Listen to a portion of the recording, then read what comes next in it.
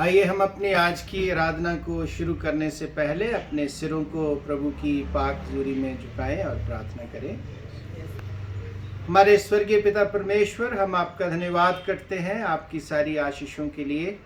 आपके शुक्रगुजार हैं कि प्रभु जी आपने पिछले सप्ताह में हमें संभाल कर रखा, सुरक्षित रखा, स्वस्थ रखा और हमें ये सुंदर समय प्रभु जी आपने हमें दिया ताकि हम सब मिलकर आपकी आराधना करें। उन्हें दे कि प्रभु जी आपका पवित्र आत्मा हमारी अगुवाई करे ताकि हम रूह और सच्चाई के साथ आपकी आराधना कर सकें। जो भी भजन प्रभु जी हम आपकी प्रशंसा के लिए गाएं, महिमा के लिए गाएं, वो आपको पसंद आए और जो वचन पढ़ा जाए और उसके ऊपर मनन किया जाए वो हमारे लिए और उन तमाम लोगों के लिए जो आपके वचन को सुने वह बरकत पाए, आशीष पाए और आपके वचनों को अपने जीवनों में लागू कर सकें ताकि उनके जीवन आपके अनुकूल बने और वह जीवन पाए और बहुतायत का जीवन पाए। बाकी समय को हम प्रभु जी आपके पाक हाथों में सौंपते हुए इस प्रार्थना को प्रभु यीशु मसीह के पवित्र नाम से मांग लेते हैं, आमीन। आइए हम सब मिलकर प्रभु की महिमा में एक गीत गाएंगे।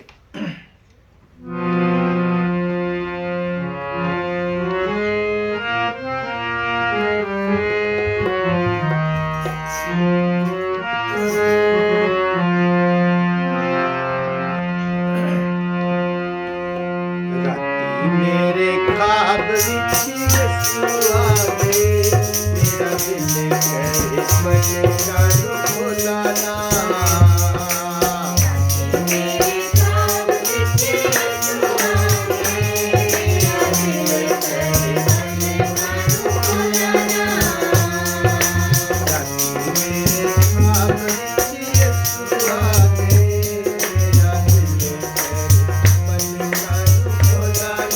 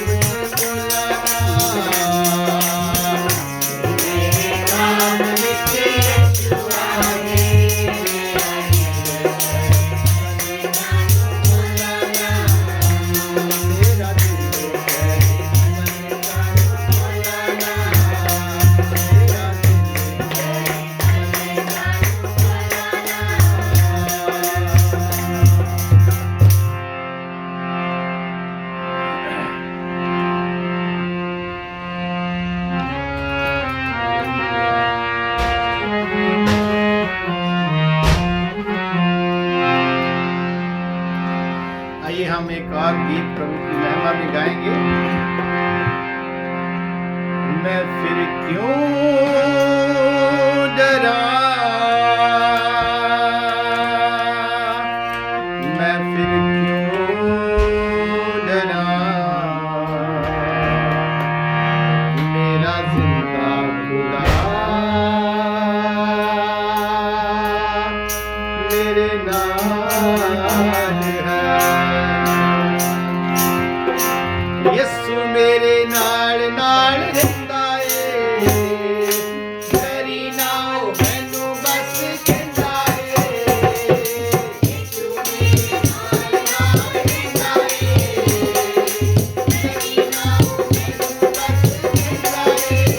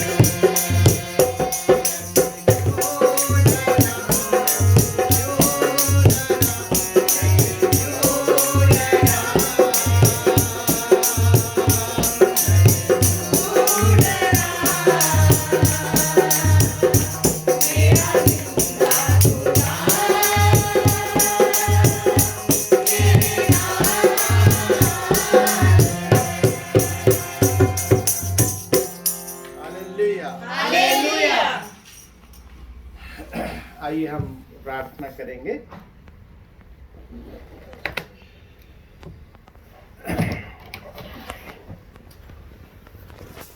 हमारे स्वर्गीय पिता परमेश्वर, सारी सृष्टि के रचयिता प्रभु, हम आपका धन्यवाद करते हैं कि आपने हमें एक और सुंदर समय दिया कि हम सब आपकी आराधना करें। खुदावंद, हम विशेषकर प्रार्थना करते हैं उन तमाम लोगों के लिए जो प्रभु जी आपको अभी तक नहीं जानते, वह भी जाने कि आप ही जीवित और सत्य परमेश्वर हैं।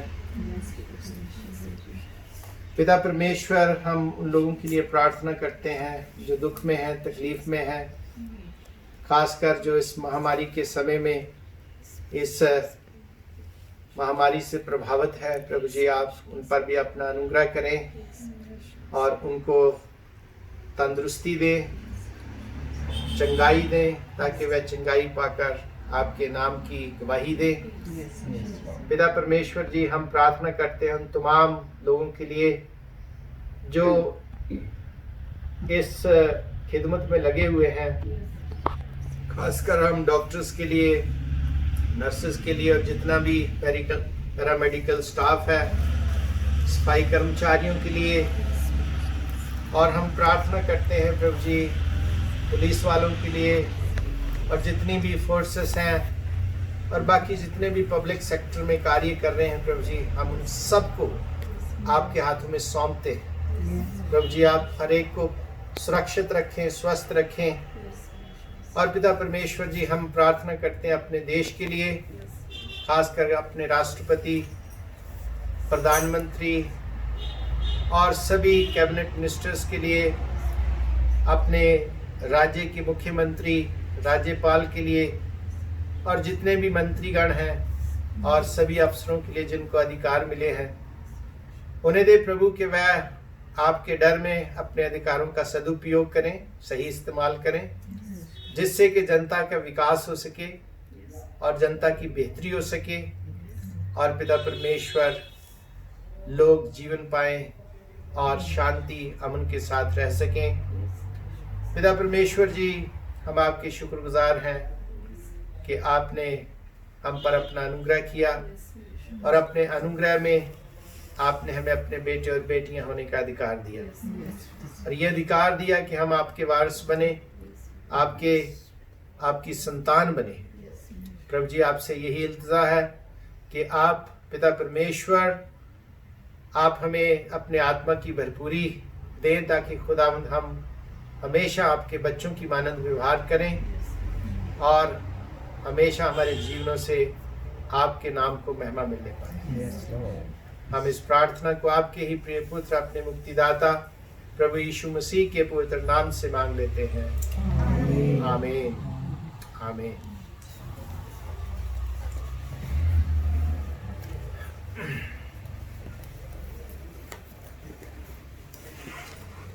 आइए हम परमेश्वर के पवित्र वचन को सुनने के लिए अपने हृदयों को तैयार करें। आज हम पढ़ेंगे संत मत्ती की अंजील में से और उसका 5वां अध्याय और उसकी 13वीं आयत से लेकर 16वीं आयत तक। Gospel according to Saint Matthew, chapter 5, verses beginning from 13 to 16। मैं हिंदी में पढ़ूंगा। इस तरह से लिखा हुआ है। यीशु ने कहा, तुम पृथ्वी के नमक हो, परंतु यदि नमक का स्वाद बिगड़ जाए तो वह फिर किस वस्तु से नमकीन किया जाएगा? फिर वह किसी काम का नहीं, केवल इसके के बाहर फेंका जाए और मनुष्यों के पैरों तले रोंदा जाए। तुम जगत की ज्योति हो। जो नगर पहाड़ पर बसा हुआ है वह छिप नहीं सकता, और लोग दिया जलाकर पैमाने के नीचे नहीं परंतु दीवट पर रखते हैं, तब उससे घर के सब लोगों को प्रकाश पहुंचता है। उसी प्रकार तुम्हारा उजियाला मनुष्यों के सामने चमके कि वह तुम्हारे भले कामों को देखकर तुम्हारे पिता की जो स्वर्ग में है बढ़ाई करें। ये प्रभु का पवित्र वचन है। प्रभु का धन्यवाद हो। आइए हम प्रार्थना करें। हमारे स्वर्गीय पिता परमेश्वर, हम आपके शुक्रगुजार हैं कि आपने हमें ये समा दिया कि हम आपके वचनों के ऊपर मनन करें। होने दे प्रभु कि मेरे मुंह की बातें और हम सबके मनों का मनन आपको कबूल हो। हमारे उद्धारकर्ता प्रभु यीशु मसीह के पवित्र नाम से मांग लेते हैं। आमीन आमीन।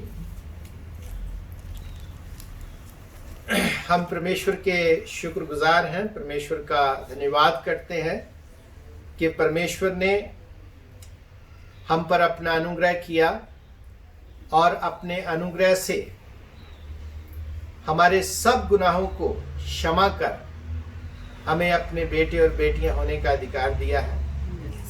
और ये एक हमारे लिए बहुत खुशी की और फख्र की बात है कि अब हम परमेश्वर के बच्चे हैं। जब कोई प्रभु यीशु को अपना मुक्तिदाता ग्रहण करता है तो उसका पिछोकड़, उसका बैकग्राउंड चाहे कोई भी हो, वो मायने नहीं रखता है, क्योंकि प्रभु यीशु मसीह में आने के बाद जैसा वचन कहता है कि जिन्होंने, अगर हम यूहन्ना की इंजील उसका पहला अध्याय उसकी 12वीं आयत पढ़े तो उसमें लिखा है कि जिन्होंने प्रभु यीशु मसीह को ग्रहण किया, परमेश्वर ने उन्हें अपनी संतान होने का अधिकार दे दिया। तो अभी वो सब लोग जिन्होंने प्रभु यीशु को अपना मुक्तिदाता ग्रहण किया है, परमेश्वर ने उनको अपनी संतान होने का अधिकार दिया है, वह परमेश्वर की संतान है। आज हम विशेषकर प्रभु यीशु मसीह की 2 बातें जिनके ऊपर हम विचार करेंगे जो बहुत महत्वपूर्ण है। और सिंपल शब्दों में प्रभु यीशु मसीह ने सिंपल चीज़ों को लेकर एक बहुत गहरी बात समझाई है। प्रभु यीशु मसीह के जो वचन है वो हमें एक अजहा इंसान बनने में मदद करते हैं कि हम ऐसे लोग बने जो कि हम एक ऐसे संसार दे विच यहाँ भ्रष्टाचार है, यहाँ करप्शन है, यहाँ तरह तरह की बुराइयां हैं और ऐसी परंपराएं हैं जो हमें उलझनों में डाल के रखती हैं और चक्रों में डाल के रखती हैं और जीवन में आगे बढ़ने नहीं देती हैं। तो प्रभु यीशु मसीह के फॉलोअर हैं, उनको पीछे चल रहे थे, उनको प्रभु यीशु मसीह ने कहा कि तुम पृथ्वी के नमक हो, तुम पृथ्वी के नमक हो। अब प्रभु यीशु मसीह ने ये बात उनको क्यों बोली कि तुम पृथ्वी के नमक हो?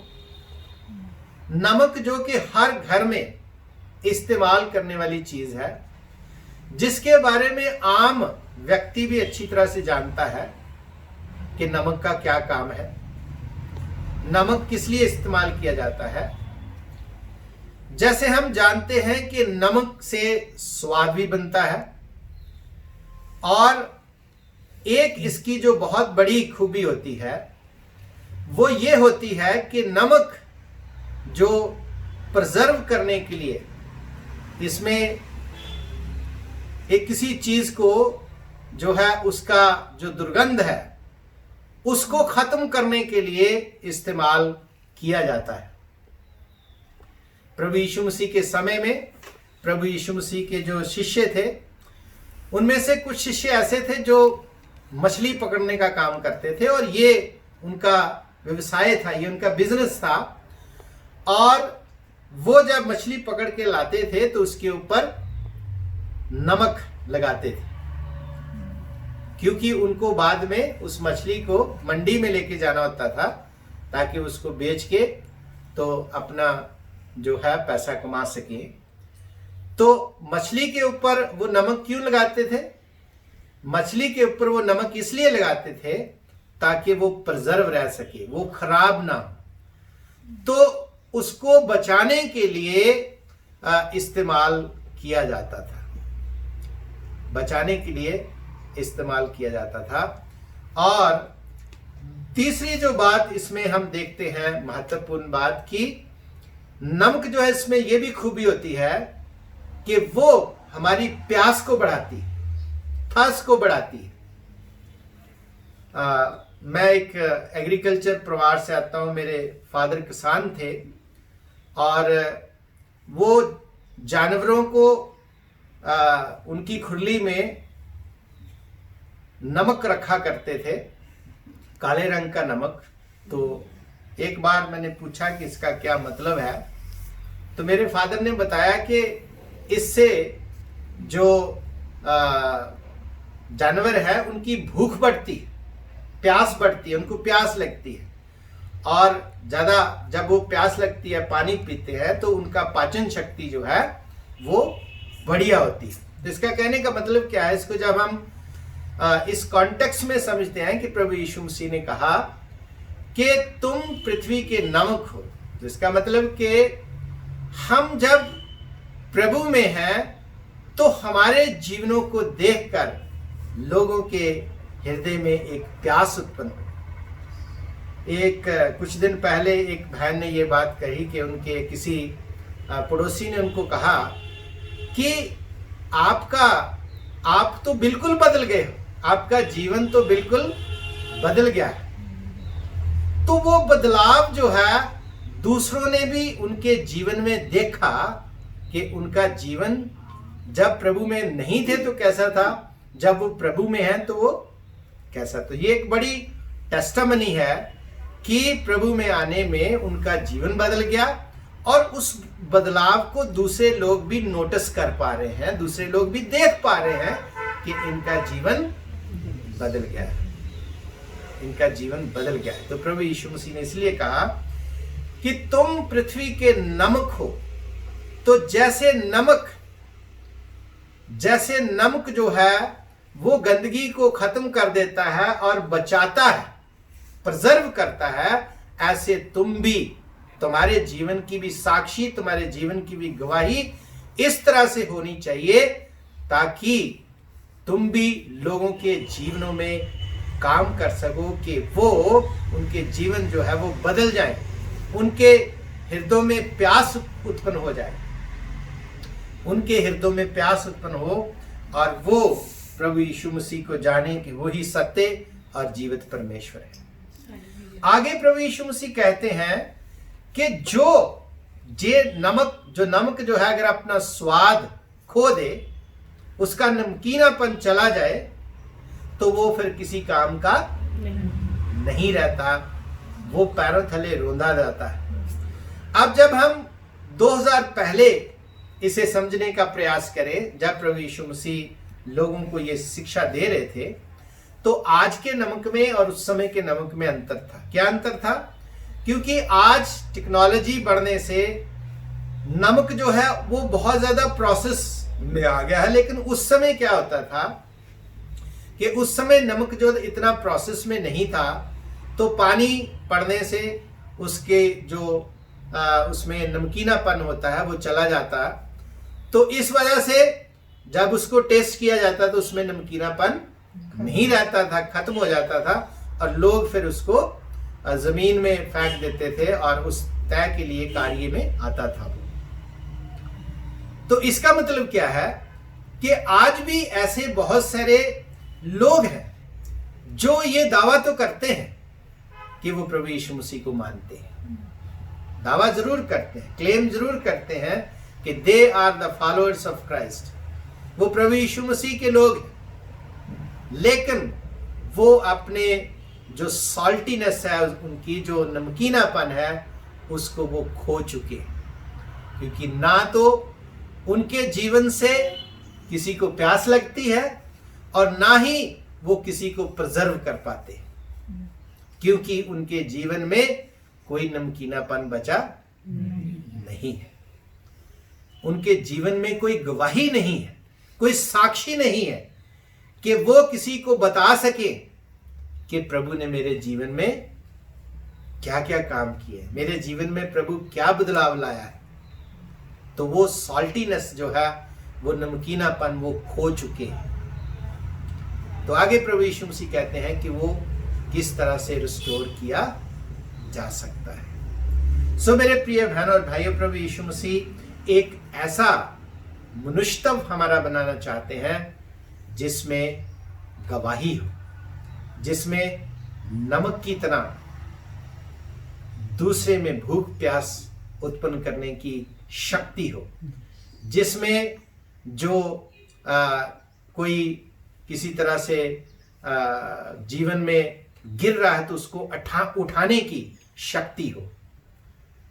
तो ये प्रभु यीशु मसीह एक पहली बात जहां कहते हैं, और दूसरी बात आगे कहते हैं कि तुम जगत की ज्योति हो। सो पहला काम प्रिजर्वेशन का है, प्रिजर्वेटिव मिनिस्ट्री है, और दूसरा काम जो है वो इल्यूमिनेशन मिनिस्ट्री है कि जो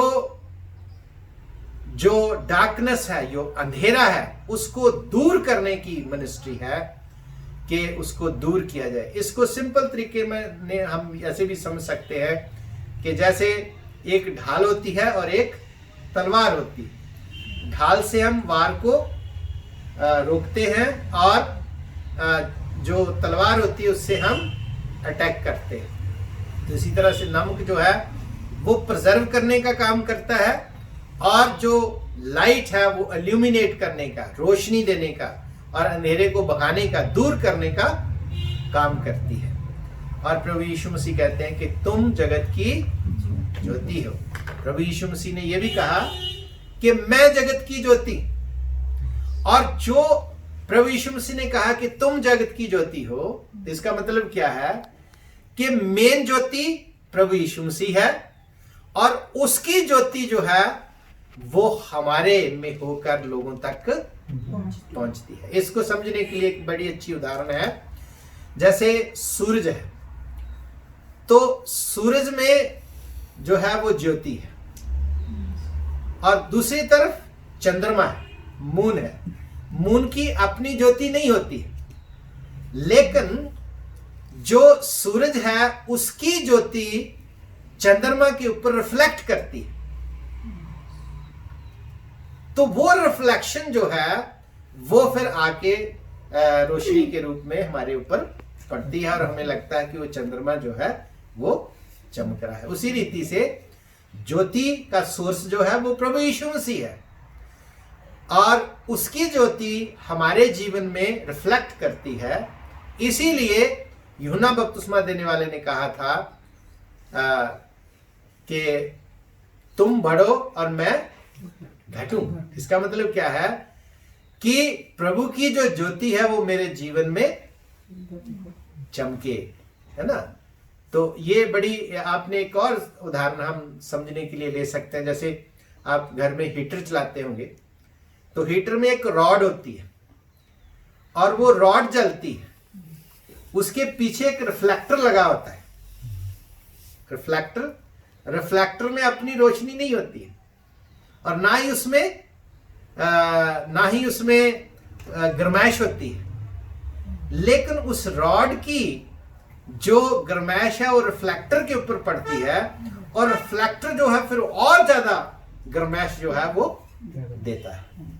तो इसी तरह से समझने वाली बात ये है कि प्रभु यीशु मसीह जो है वो मेन ज्योति है, और उसमें से हमें ज्योति मिलती है, तो हम उसी ज्योति को अपने जीवन से रिफ्लेक्ट करते हैं। तो प्रभु यीशु मसीह ने कहा कि तुम जगत की ज्योति हो। और दूसरी बात यहां प्रभु यीशु मसीह ने कहा कि कोई भी अपनी ज्योति जो है वो अपना दिया जलाकर तो कहां रखता है? पैमाने के ऊपर रखता है, दीवट के ऊपर रखता है। अब ये है कि अब तो सिस्टम फर्क है। हम लोग घर में घुसते हैं तो स्विच ऑन करते हैं तो बल्ब ऑन हो जाता है। अब तो ऐसे सिस्टम भी आगे है कि एक मीटर के पास एंट्री में एक कार्ड जैसा लगाते हैं, और कार्ड लगाने से पूरे घर की लाइट ऑन हो जाती है। कार्ड निकाल दो तो पूरे घर की लाइट चली जाती है। लेकिन उस समय जब प्रभु यीशु मसीह ने ये उदाहरण दी थी, तो उसका मतलब ये था, जब लोग कटोरी में तेल डाल के, और तेल डालने या कई बार जो मिट्टी का बर्तन बना होता था उसमें सरसों का तेल डाल के या घी डाल के, तो एक लिट बना के उसको जलाते थे। तो उस समय लोग उसको ऊंची जगह पे रखते थे ताकि पूरे घर में उसकी रोशनी हो। तो पर्पस ऑफ लाइट क्या है? The purpose of light is कि बाकी लोगों को भी लाइट जो है